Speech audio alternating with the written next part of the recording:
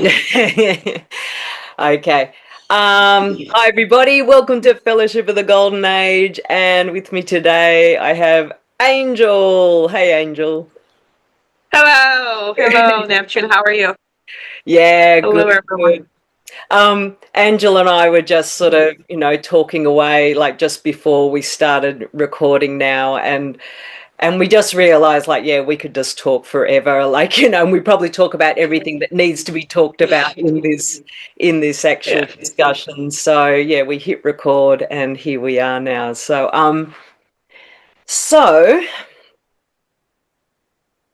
I think, yeah, what I'd like to ask you about is so we were just sort of talking about how,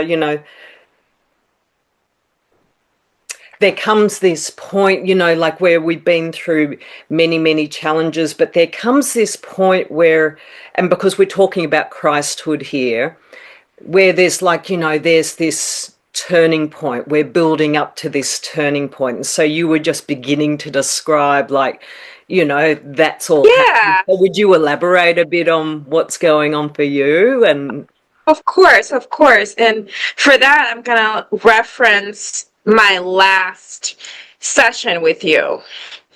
I remember the last time we met, I was very anxious do you about mean the recording or? the last recording, so the Okay, last not a person. podcast. Yep, yep. Yes. And I remember I was very anxious about expressing myself. I was afraid perhaps I would say something and then some people find out and I will be judged harshly and all this stuff. And for some reason, during the conversation, I totally forgot. Like I just flowed. Then the next day, I went into a panic attack. And I'm like, what have I done? And I had all these images in my head, like, and at that time I didn't think of them of images that I'm trying to maintain, but all these things that could go wrong, quote unquote wrong, based on what I've said. And I would lose certain friendships or whatnot, or my parents would disown me, whatever the case may be. Mm-hmm. I don't remember how long it has been. But then I went in through this journey of being challenged to look at certain images that I've been like trying to maintain for so long. Mm-hmm. And um and now it kind of built up to the point now I realize Like what images? Um, images of myself, or what it means to be a good person, what it means to be a good daughter, um, what it means to be a spiritual person, how I'm perceived by people I'm interacting with. Am I really spiritual? Am I coming out spiritual? Or am I, bringing the light? Am I an example? yeah. And all of these are tied to standards. And I realize all those standards are based on my past experience, however long ago. So then those standards, even though it appears like, oh, being a good person is a good thing, of course, being a good daughter is a good thing, being the Christ is a good thing, but how I define what's good is based on my own perception filter. So those are like, I realize those are conditions that I put on. So I say, okay, I have to act this way regardless in all situations Mm. because that's what it means to be good. And then I realize it's not about good or bad. In fact, I need to let go of all these standards of good or bad, what it means to be a caring person. And I really need to let go of all of these standards altogether, whether good, bad, or in between, and allow my presence to decide what is constructive in a situation or not. And it's been extremely challenging for me because it's challenging my very core and basically my entire MO, like how my worldview, how I perceive relationship, interactions, whatever the case may be. And, a lot of time I think, oh, I'm being helpful. I'm helping people. And I began to question that. Am I really helping people, or am I really protecting something within myself? A lot of time I don't want to feel a certain way. And I feel like I have to do this because it means to be good. And if I don't do it, I'm going to feel bad. So I'm going to do it so I can feel good. So again, I'm getting to the point where I feel like all of it needs to go. And it's not about good or bad. It's just, do I have conditions that would prevent my presence to be expressed freely? And if I hold on to a certain standard, I'm going to be in a situation where my presence wants to do something different, and I'm going to fight it and say, no, I don't want that because I think that's good. So the last conference with Kuan Yin, talking about, like how avatars wants to be, helpful, helping people, and then, protecting people. You don't want people to suffer and all this stuff. Yeah. And I've always known myself to be that caring person, and I would just fly and oh, like, I want to help you, and you're digging a hole, but I'm gonna come down with you and then go into that hole, and maybe you're gonna figure it out. Maybe I can convince you to see the light. And I'll try to like adjust the environment, and like, okay, if I adjust this way, this person won't suffer that much, so then they can be free to see this. And I decide all of this with my out of mind. And I'm like, I want to protect people from suffering. And I realized that that's not really helpful a lot of time, because I'm preventing people from experiencing what they want to experience. So again, yeah, it just kind of go back to this. I feel like since the beginning of the year, it kind of like come crashing down. Like, oh, actually, it's all of it. It's not a particular image. It's like my entire worldview is being challenged. And I've been studying the How to Communicate from the Heart book. Mm-hmm. And it's been bringing a lot of things up. And by the way. it is. And, all of the different masters keep reinforcing this point. Let this book be a turning point, not just another spiritual book that you just go through and feel good. Let it be this stepping stone that will take you to the next level. And I've been working on that, and I'm like, okay, I guess I am embracing that, because it feels like I'm turning that corner. But then in order to turn that corner, I have to let all of it go. Yeah. Angel, like, I talked with Kim about this in the podcast we did, and I know it's a turning point that I've only just started to get to the other side of. And so what we're talking about here is this turning point at the 96 level, which is when we sort of move from where we've been building up this spiritual self, where we've been trying to sort of, work on, develop who we are and move away from the pull of the world. And it's a really big self, isn't it? Like, we put so much energy into it. It's a lot of work and energy.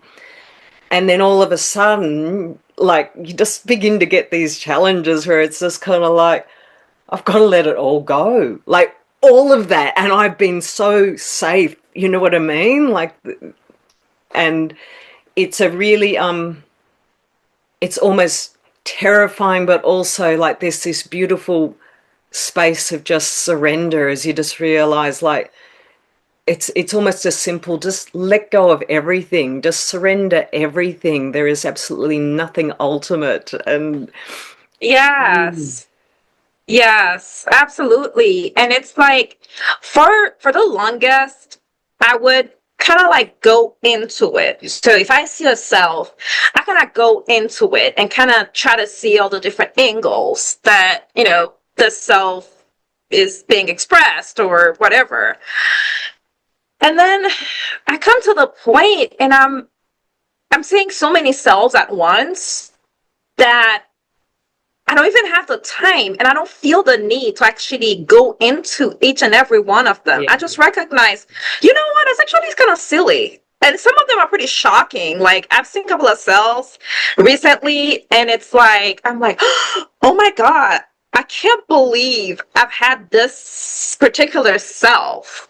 And, and then I'm like, part of me, like, I got spooked. I'm like, oh my God, so all this time I feel like I've been judging people based on a certain standard. Like, oh, I can't believe so and so is doing this. They must be a fallen being. And then I turn around and it's like, oh, actually, you have the same psychology. It's not expressed the same way, but it is the same psychology. And that humbled me real quick. I'm like, okay, so the beam in my own eye, I need to look at it.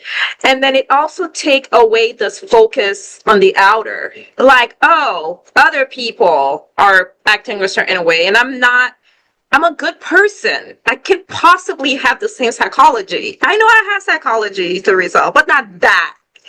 And going through this process kind of like make me realize, no, not really.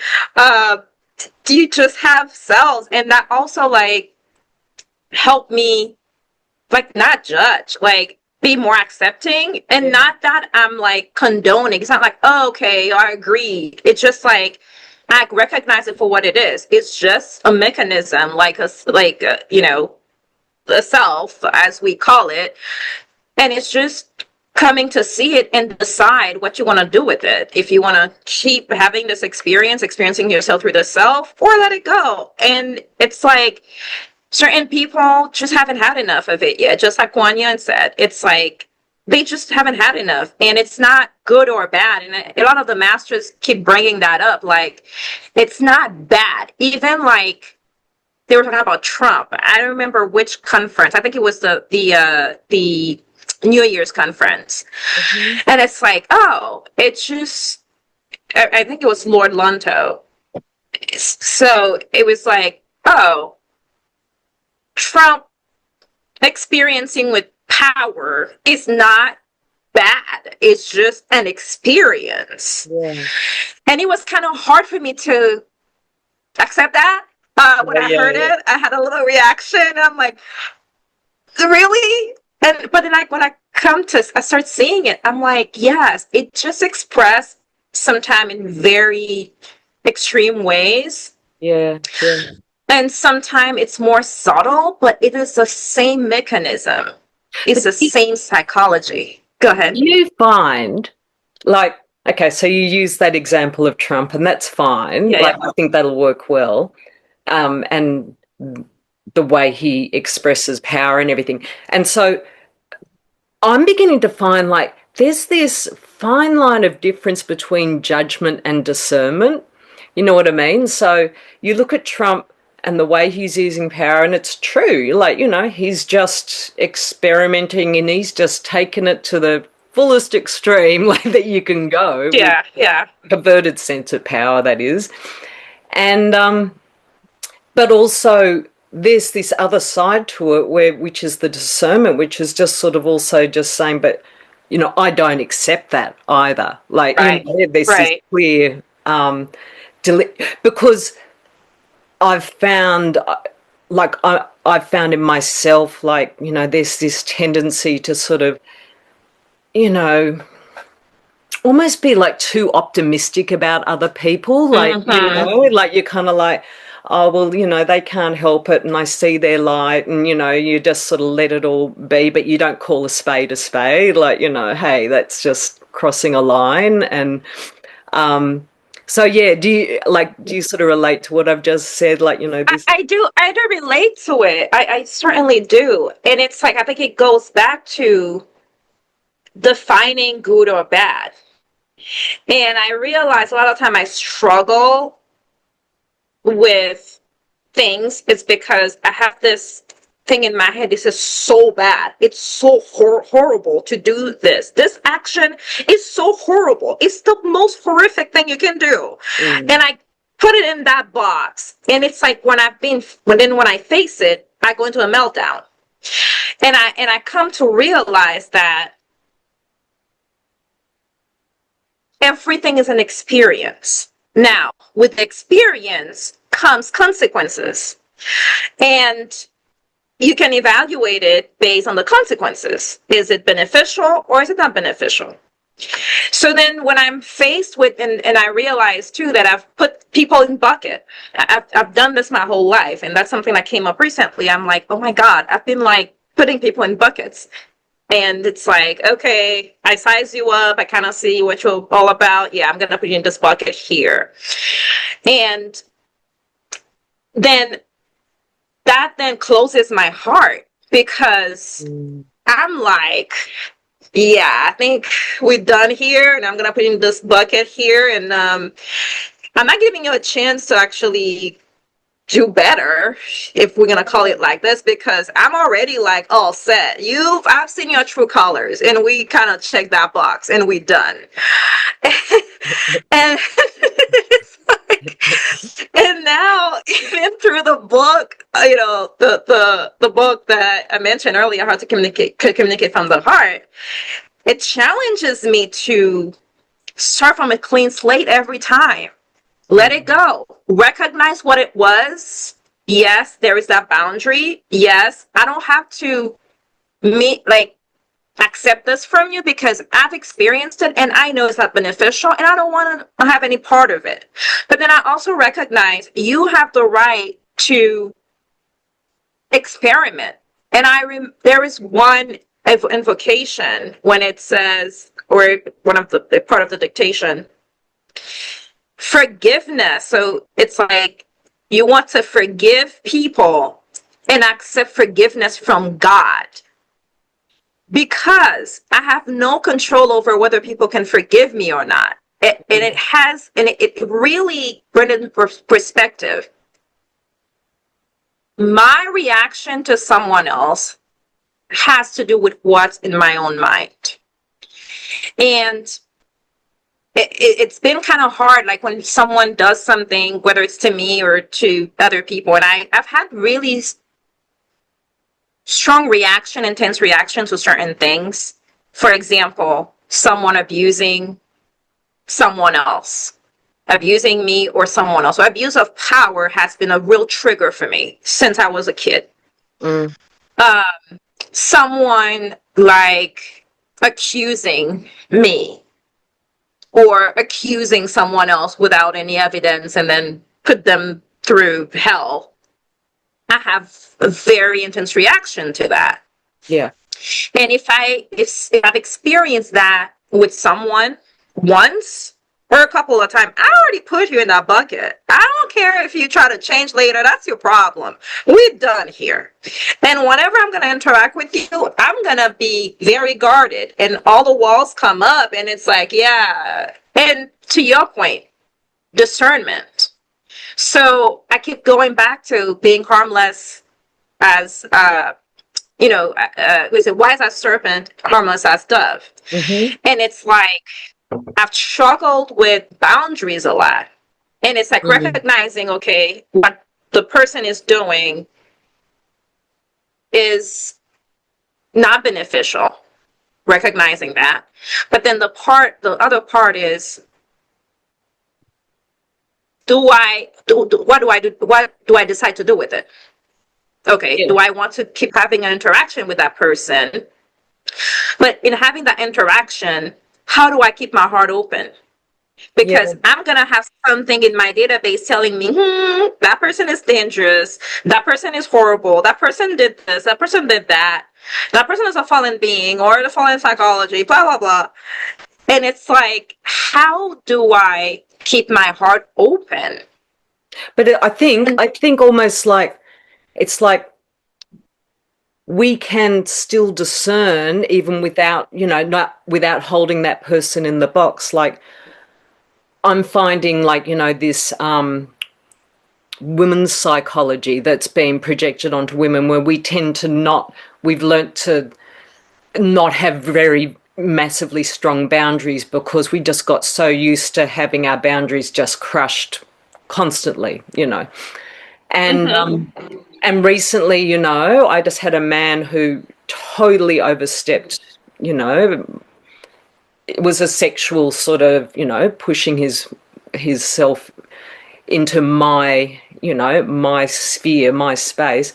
And for the first time ever, I was actually, it was, it could have sounded like anger, and I think I did feel angry, but, you know, I was very loud and I was just like, you know, you are not welcome here. I was really firm and, you know, just put up Yeah. a boundary, but I'd Yeah. actually invoked Archangel Michael just before that, and Ah.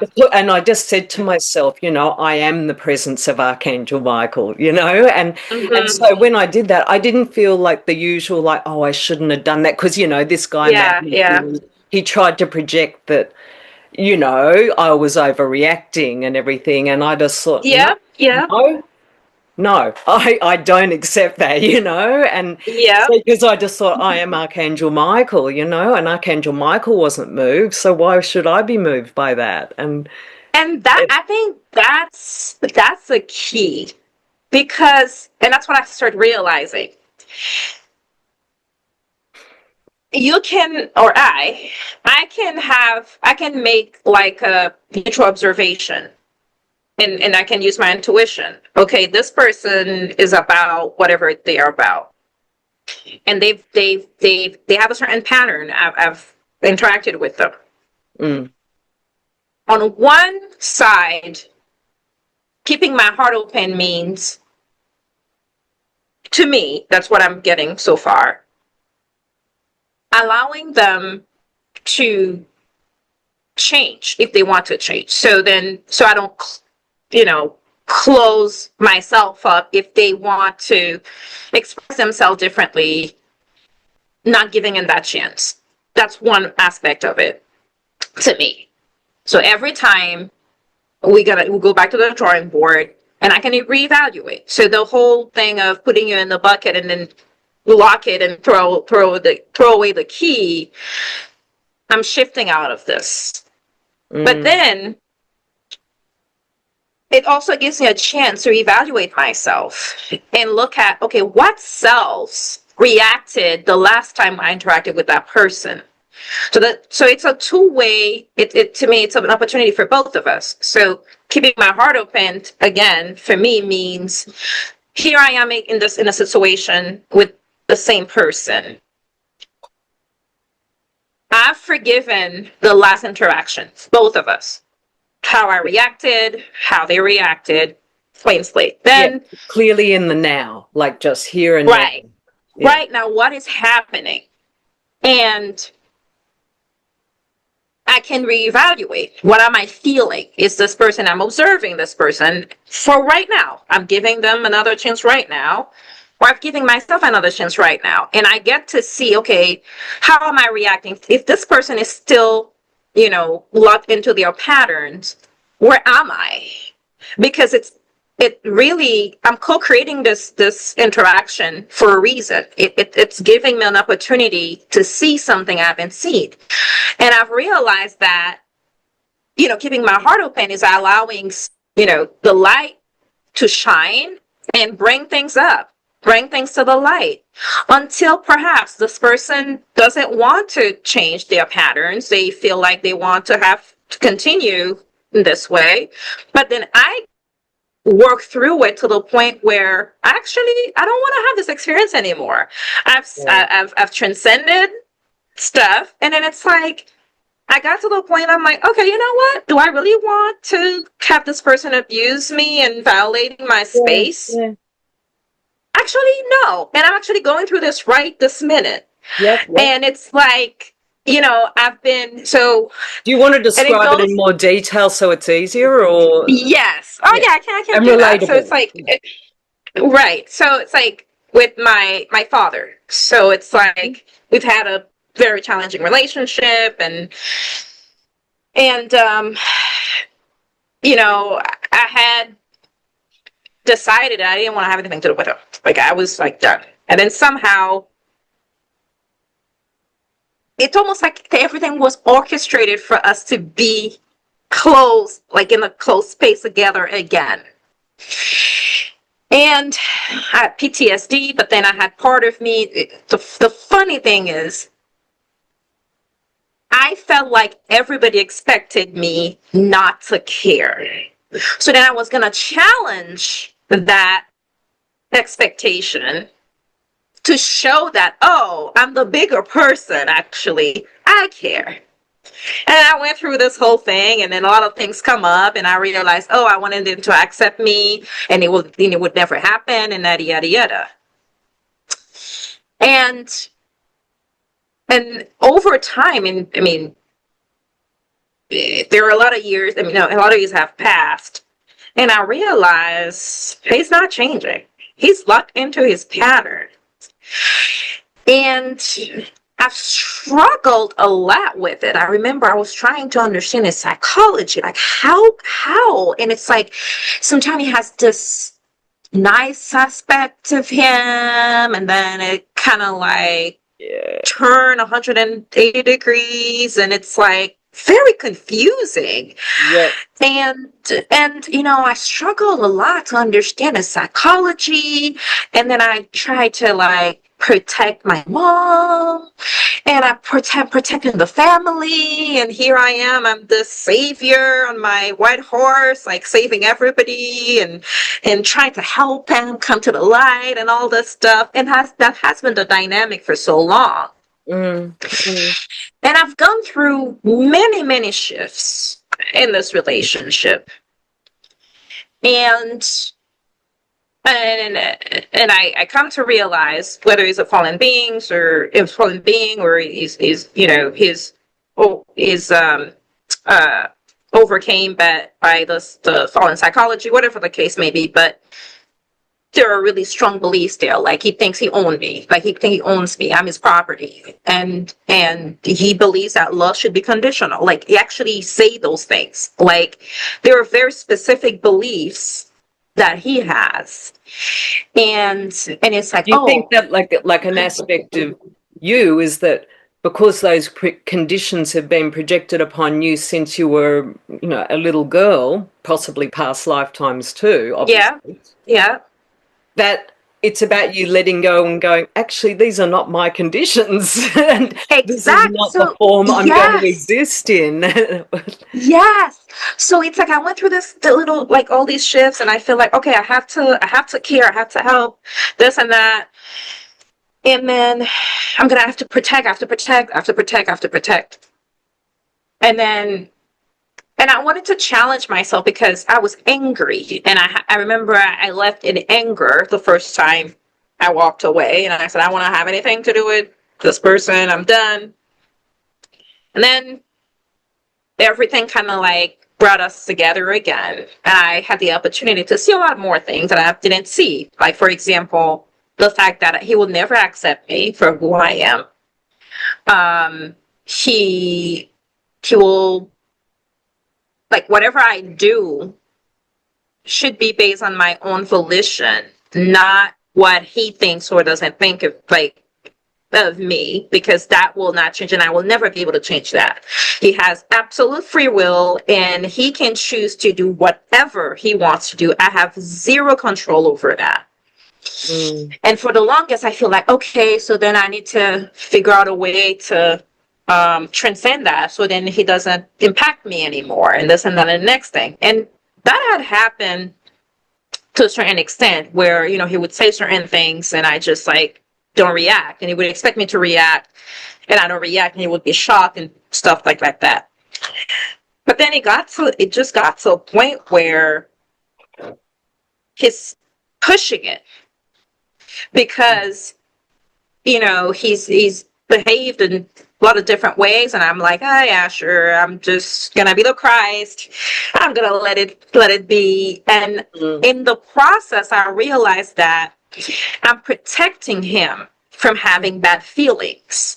I don't want him to feel bad. Even though he's inflicting all these things, I have to be a good person by That's a real woman thing to do, you know? Like, we have to stop the man from feeling bad or getting angry and everything. yes, yes. And it's like, oh, I have to protect him. I have to protect him. I don't want him to feel bad. Wow. And I'm like, why don't I want him? Why? Like, and and it almost feel like it's my responsibility to make him feel good. And I started Mm. questioning this. I'm like, he's co-creating these things. He's the one projecting out. And I am not going out of my way to hurt him. I'm not, and I want to care. I want to care to a certain extent because that's what I want to do. And that's why it comes back to my motive. Why am I doing this? Why am I trying to protect him? Mm. Mm. And I realize I'm like, it's because of my own wounds. It's because of all these projections that I've taken in and I somehow believe for no real reason that I have to do it. And I keep asking myself, why do I have to do it? Yeah. And Kim's videos, some of the Kim's videos about the family relationships and interactions and stuff really helped me. Like I've been visualizing can actually walk away. And then I feel this intense feeling, oh no, you can't walk away for a number of reasons. And I'm like, but why not? Why can't I walk away? Like those reasons are not really valid. They have to do with how people view me. And I know for a fact I have zero control over how people view me. They're gonna see me how they can see me based on their perception filters. I have zero control. So I'm like, these reasons are not valid because they are based on people's point of view that I have no control over. Whether it's my father, whether it's like people at their church, whether it's people at from my childhood, whatever the case may be, from my culture, this and that, next thing. And I realize what I've been doing, my approach has been based on outer standards. Mm. And what it means to be a good person, a good daughter, what it means to be the Christ, like, because, oh, he's doing this, so I have the duty to be to be the light and be the bigger person and this and that. And I got lost in this spiral. I was not at the center because I let all of these standards pull me left, right, up and down and around. Yeah. And I'm like, so I'm not being the Christ. This is not a Christ-like thing. The Christ is not being pulled from all over. Yeah. The Christ is at the center and, it draws things to it. Yeah, and seeks to raise seeks to raise all. And I know what you mean. It's like you're going into the lens becomes so self-focused and everything that it's like, all you're seeing is this with these blinkers, these very specific small experiences, and they're pulling all of your energy into them. Yes. And the thing is, I'm just learning to sort of step right back and right, I'm a part of this big wide world, and I'm experiencing it wherever it is, you know what I mean? Wherever I am, that's the experience, I'm less and less getting, I'm noticing that tendency to go, but then, just pulling back out to just be like, right, how am I experiencing this, because I am experiencing it, and, what can I give? What can I give? Yes. Yeah. Yes. I totally agree with you. Yeah. The being at the center, stepping back and realize I want to be the nexus. I want the Christ light to flow and direct, not allowing outer standards to direct the light.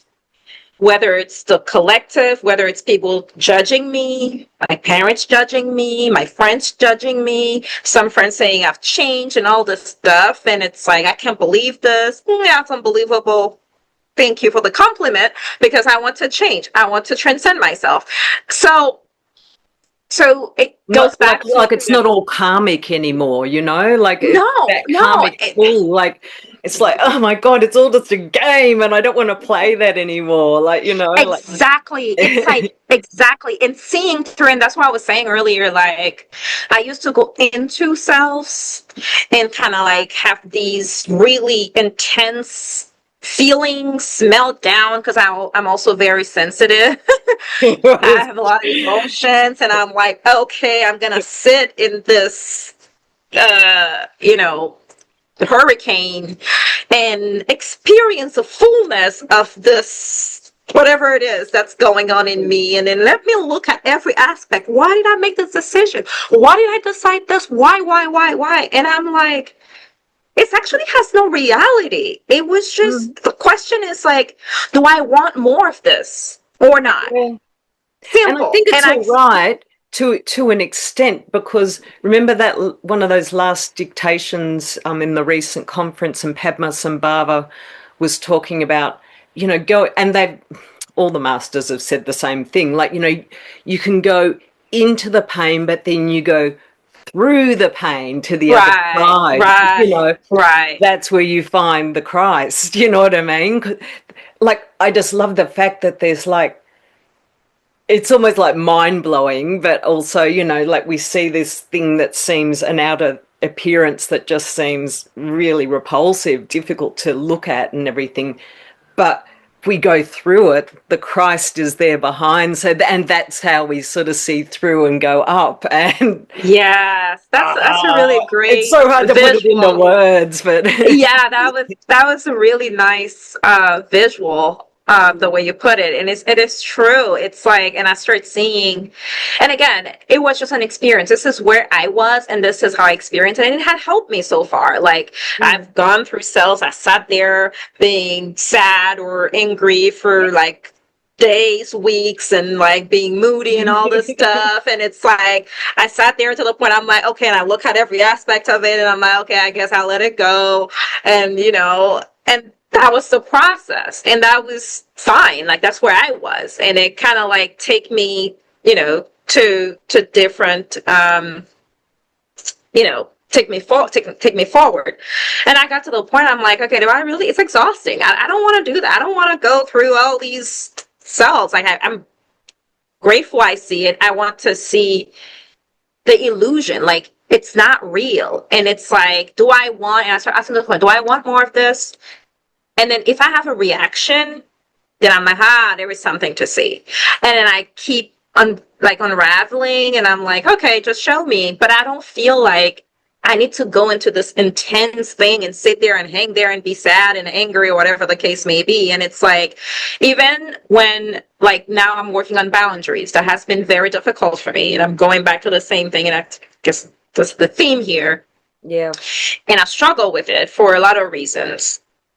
You know, I've like with my upbringing, being abused so many times under so many different circumstances, and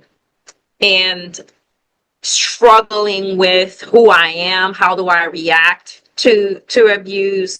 Like, I've always felt like, oh, I need to keep giving people chances. I can't, you know, cut people off, this and that, even though I call them off in my head, but then I feel like, oh, I allow them to continue. And it's like, I get manipulated, all this thing. Mm-hmm. So then it's like, I got to a point, and I'm like, I don't have to keep putting myself through this. It's okay to decide, okay, right now, I'm going to decide that I don't want this anymore. Now, the challenge is that the way I express it.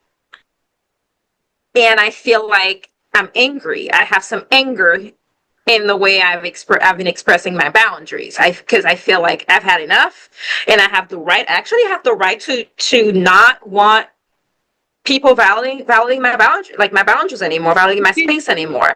But do you think like sometimes anger is okay? Like I think it's, I mean, it's not like we're trying to hurt someone with the anger, but I Yeah. just think it's almost like, I know with me, like, you know, I just learnt to sort of either that anger was just bad, like whether I expressed it or someone And else you're did. right. And sometimes, you know, like with that man the other day, I genuinely felt anger, but I didn't lose my temper. I was very careful in the words I used and how I Mm, said it. It was just a very strong, you know, but yeah. there was an anger beneath it, and I thought, no, that anger is actually quite valid. You know, my boundaries Yeah. were Yeah. being totally invaded, and my anger was Yeah.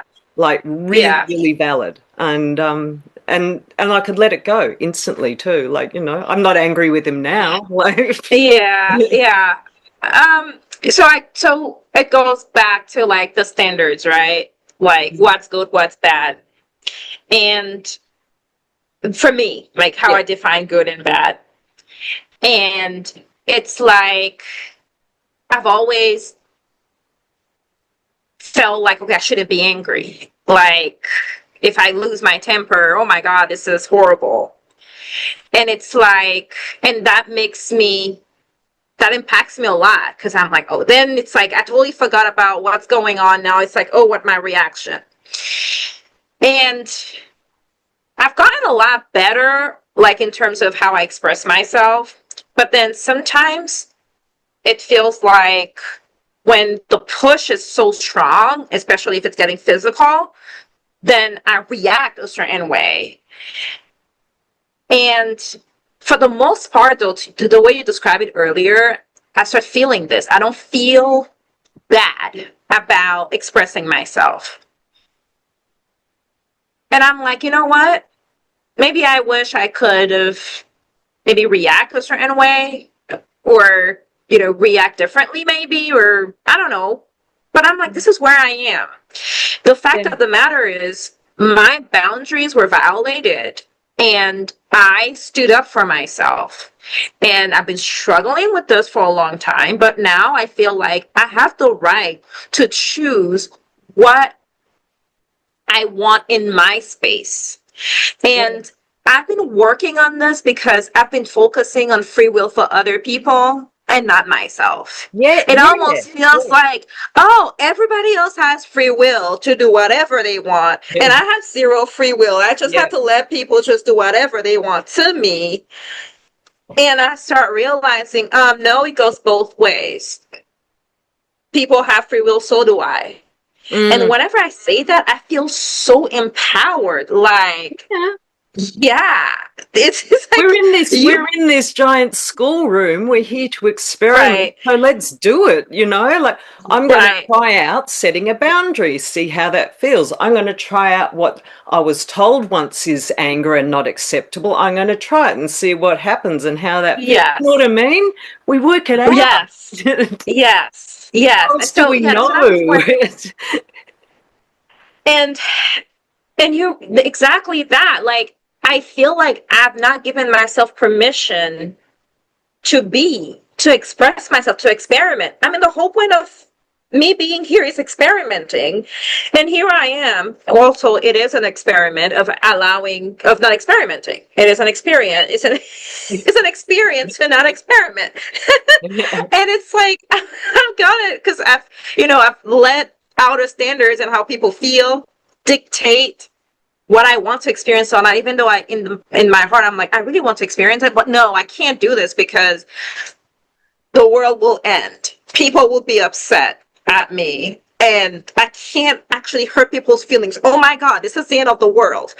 And it's like, actually, I have the right. It's my God given right to experiment and, to your point, receive the feedback and adjust accordingly. So everybody has free will, including myself. And I start feeling like it's okay to set boundaries. It's okay to say, I do not want to do this. Yeah. Or I choose to do this because I want. Because I and think if vice we versa. don't set those boundaries, then it's other people projecting like this is how you have to experience the world. And we, just remember the confusion from, when we were young and when we were at school and everything. Like, it was just Yeah, so many projections of what you should and yeah, shouldn't do and everything. And now it's just like we're just realizing you're not under any obligation to do that. Like, you know what I mean?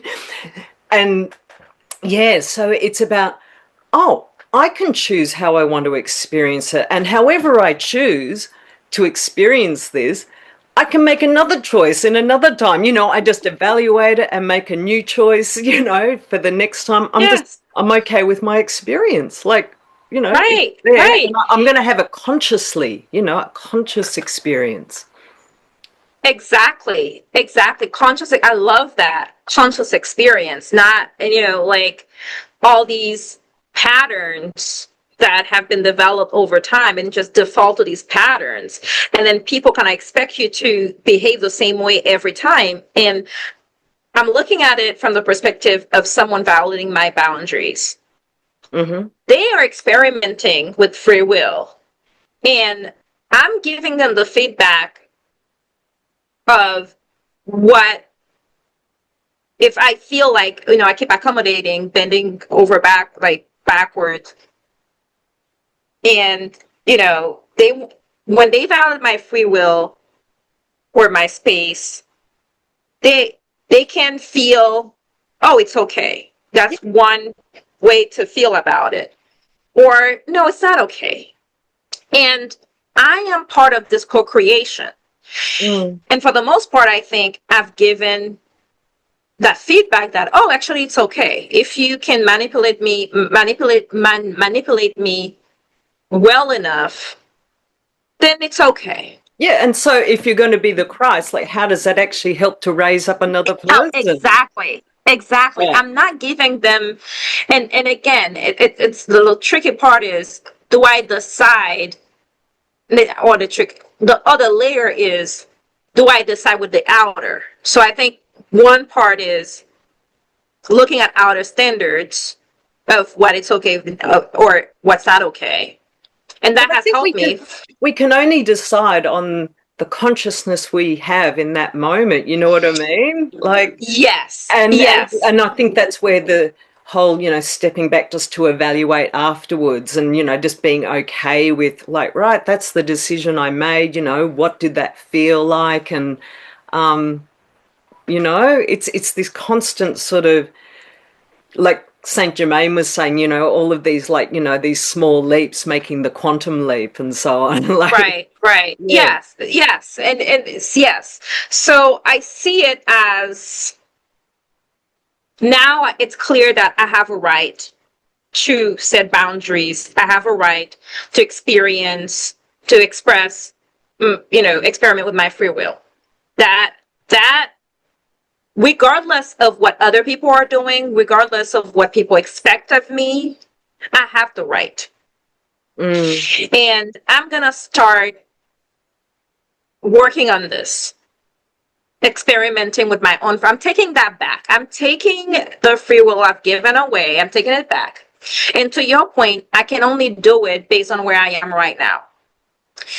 Then there is that other layer with zero judgment on myself, that my goal is to progress to the point where I'm letting these standards go one by one, outer standards, because that's what I have right now. I have outer standards to hold on Mm.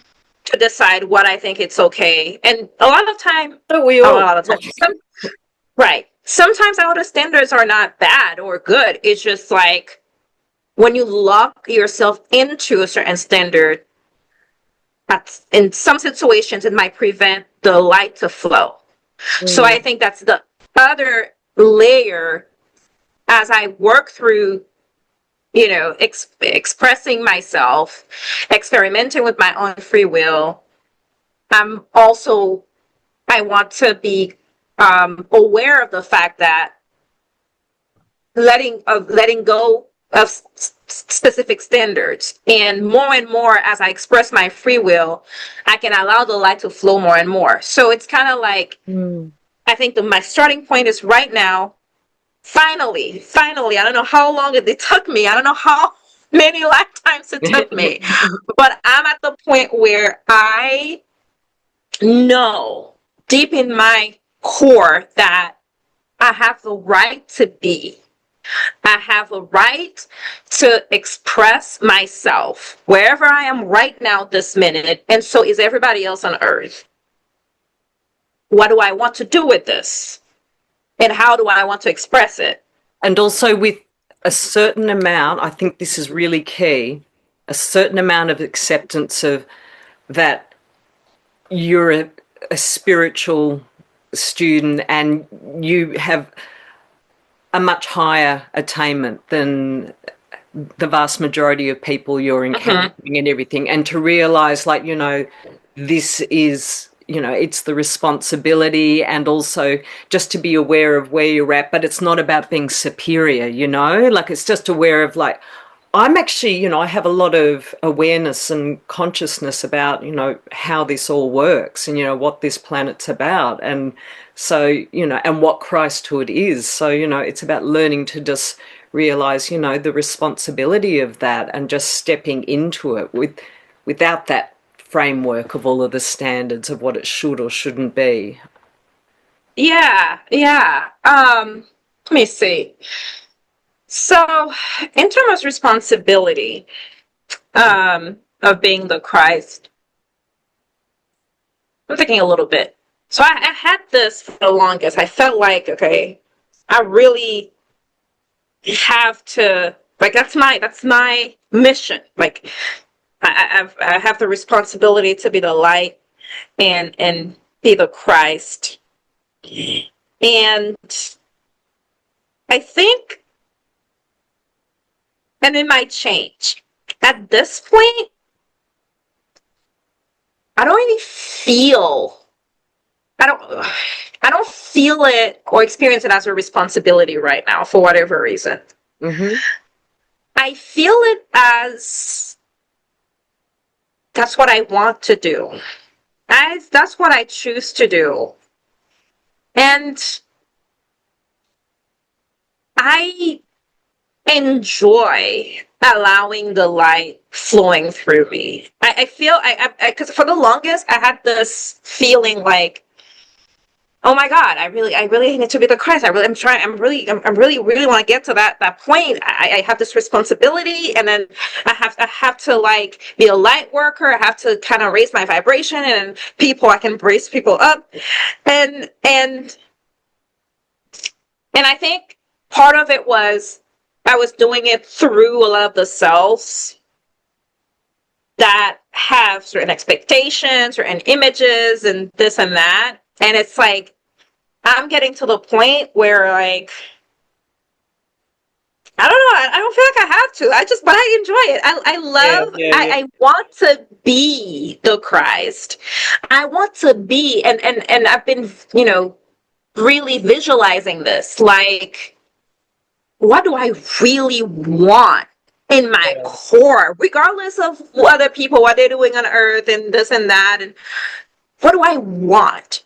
And I'm like, I want to be the Christ. I want to be an open door for my presence. I just want to be. And it's like, that's kind of like where I am. And I'm like, even the image of having that responsibility, I'm letting it go. I'm letting all of it go. And I don't, because from my perspective, like, I can see how there's almost like the word responsibility is like something you have to do and everything, like you're expected to do that. But for me, it's almost like, it's probably not the ideal word, but it's just almost like, it's a part of my divine plan. This is what I want to do. You know what I mean? I want to step into this responsibility of, I see. being an example of Christ. But I mean, I think we've got to look at it from exactly our own perspectives, and of course, yes. And I think, again, at my state, like right now, I'm seeing it where I am right now because I'm being challenged to let go of all images. And even I like how you're expressing that, because that's a part of that. Like, going like, that word's not working for me. uh, and again, to your point, it's like based on our own perspective and where we are, like and it's not good or bad. It's just like right now, that's what I'm working on, and that's how. And it feels. Sometimes I feel a little lost because I had all these standards to hold on to, and I've gone through those shifts over and over again where I've had to let go of things. But then I feel like I've reached, because I've gone through it before. I've gone through, leaving an entire belief system behind and adopting a whole new way of life that kind of like emerged. It wasn't like, oh, okay, you have to leave this behind and this is the full plan ahead and you just get to follow this. It kind of like I went through all of these experiences and little shifts until like I read, like I found the Ascended Master's teachings, other spiritual teachings. So I've done that, and I feel like I'm getting close to another big shift, or I'm experiencing another big shift. It's not as dramatic as my first existential crisis, but it feels like, oh my God, but how do I relate to people at this point? Like now I've seen this self that, and it's like, I feel a little lost. And I know this is sort of what happened with me sort of probably a few months ago, where I felt like I just sort of was in this turning point also. And I felt really lost too, like, who am I? And, how do I relate to people? And then, I don't know, that just sort of just ebbed away. And all of a sudden, I'm just me. Like, you know what I mean? I just kept it really simple. I'm not going to be myself. I didn't even decide I was going to be myself. Like, what I discovered was like, I'm me. And like, I'm just, I'm a pretty joyful person. And there you go. Yes. Yeah. And I realized, it's that little feeling of loss is just, to me, it is I won't say confirmation, but it feels like I'm making space. So this little sense of loss is me letting go of certain standard and now making space to receive something more. And I'm just grateful that it's not as dramatic as I've experienced it before. It feels like, okay, I got you. I feel like a babe. I feel like, and I'm like, oh, maybe that's what it means. Like, return to my holy innocence. Like, letting go of all these standards and allowing, the light to flow and express through me regardless, without having to control it. And letting go of this control that I've held for so long make me feel like, oh my God, I have nothing to hold on to.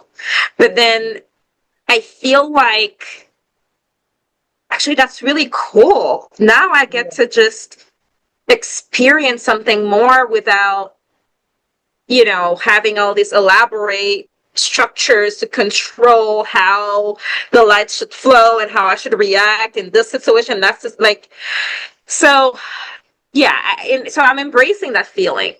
Yeah. And I'm grateful for it. Like, I feel like I'm returning to that state of innocence, and all this tension just starts falling away. Like, realize what we've been carrying, and it's like, I don't have to be this, I don't have to be that, like, Yes. Oh, I don't have to be upset about this. I don't have to react to that. Like, I don't have to be disturbed by whatever I see in the world. Like, I can still smile and laugh if I want to, if that's how I'm feeling, you know what I mean? Yes. Yeah. Yes. Yeah. Yes, letting go of judgment of self and others. And it's like, you know what? Everybody's on a path. And sometimes I kind of think of the masters like, for millions of years, billions of years, that they kind of like hang in there, like, okay, we gotta go through cycles, and we go through all this crazy things, and it's upward spiral, everything is like chaotic here, and it's like the master's like hanging in there, and then they continue to just be without, like, you know, placing judgment or anything. It's like, okay, what's the next best way we can help? And kind of like, and I'm like, how do they do that for so long? And I realized, well, they don't have these standards that I have on earth, and they've ascended. That's exactly why they've ascended. And it's like, I'm getting to that point where, again, bringing balance, accepting that I have a right to be, and then working through this, building now another approach of just being the open door. Because, like, I think, we've been studying the teachings, doing the invocations for so long. And, when I sort of hit this turning point last year, I just realized I could move through it because there was such a lot of groundwork that had been done. So finally it stopped being all out here, like this, this intellectual, and even though I didn't see it was that, like, you don't see it until, I don't know, you shift perspective. And I realized, the transition was a lot easier. Like, the transition just became smoother because all of the groundwork, the awareness that this is natural, it's a natural experience. Yes. Everyone on an unnatural planet. Like, every one of the masters has been through this who's ascended from planet Earth. Like, it's just the way it goes. And we'll move through it, like, and as we do it, like, it's just creating this energetic pathway for others to move through it. And it's beautiful. It's so beautiful. It is so wonderful. It really is. It's like, I feel so grateful to be part of this. Yeah. I don't have any other word. It's just to see so many different people working on their psychology and letting go and creating that momentum. It just fills me with gratitude. Like, I am grateful, and it's such a wonderful thing to experience. And even other people in the world, wherever they are, I start noticing it more. Even though they're not ascended master student, certain people just start recognizing certain things and expressing it their own way. Is it the highest way? Maybe not. But and it's remarkable too that, we are aware that, there are 10,000 beings with the potential to manifest their Christhood. And, I know I'm one of them, and I know you're one of them too. And we're a part of a wave of people who are aware of that too. And it feels amazing that, wow, we put up our hands to do this, and I'm so grateful that we can do it together. You know what I mean? Because I know we're helping one another energetically. We are. So that we can connect, like this. Like, we never could do this in past lifetimes. This is crazy. Yes. And I'm so grateful. I'm grateful for the masters. I'm grateful for Kim. It's like sometimes I'm like, okay, Kim had he had the choice to decide, maybe I don't want to do this. And it's like, Spirit always finds a way, but then his unique, like, his individuality that he brings to this, and his willingness to be that open door, I'm so grateful for it. And I'm grateful for so many people, again, who are willing to just work on themselves and creating space for each other. And I think that's one of the things that I have been challenged, and that goes back to putting people in a box based on past experiences. And I've been challenged to just allow things to flow, allow people to flow, allow people to grow, and I'm allowing myself to grow. And Yeah. then we're creating this greater momentum. It's just so beautiful. And it's like, you know, it's like we becoming that web. And then Mm. things are just flowing and I can feel it. And I'm like, I feel so grateful. And yes, that's how I can express it. Just gratitude, really, to see Mm. like so many people at one time, you know, working together. Mm. Even if they focus on themselves, they do different things. And it's like, but it's creating that greater momentum. And it's like, we're just being. And again, getting to the point where we're not doing it for a specific result. We're connecting to the love that we are, Yeah. the unconditional love that never ceases to stream. We are never separated from it. It Mm. just is. It's Yeah. simply flowing at all time. And then we start opening the door, removing these blocks and standards and wounds and this and that consciously. And then the love just flows and kind of like transmute everything that Mm. we've transcended. And it's like, it's a clean slate. It's like we achieve greater freedom within ourselves and each other.